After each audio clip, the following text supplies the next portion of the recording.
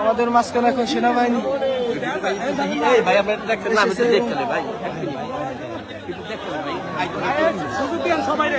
এই মুহূর্তে এখনো 3 জন আক্রান্ত হয়েছে, এর মধ্যে একজন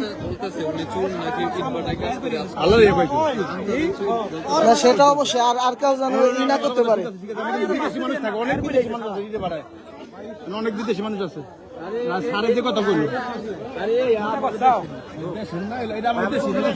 আরে ভাই দেশের লোক কেমন বলবে, যেমন আমাকে উপরে গুলি চালাইছে আর ককটেল মারছে বড়তম 6টা লোকে।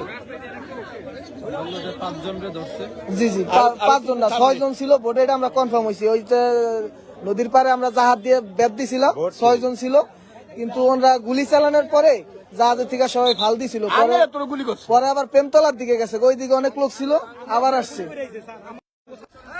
সেনাবাহিনী উপস্থিত হওয়ার পরে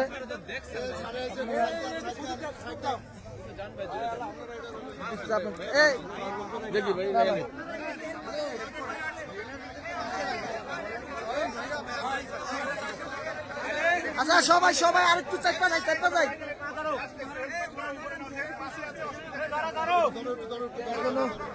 জীবিত আছে।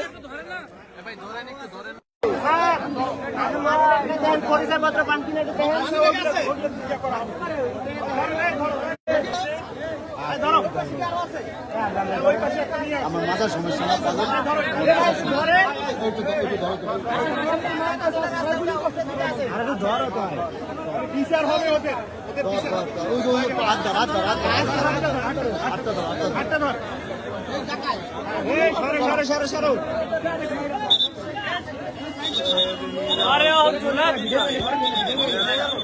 না, ভোট ঠোট পায় নাকি লগে ভোট আছে,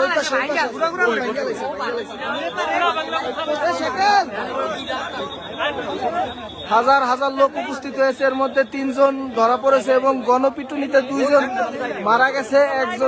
একজনের অবস্থা এখন আশঙ্কাজনক। সেনাবাহিনী তাকে তার জিম্মায় নিয়ে হয়তো সে আসলে ডাকাত কিনা এটাও সেনাবাহিনী এখনো নিশ্চিত হতে পারে নাই, কারণ ইট ভাটা শ্রমিকও হইতে পারে, এটা সেনাবাহিনী আশঙ্কা করছে।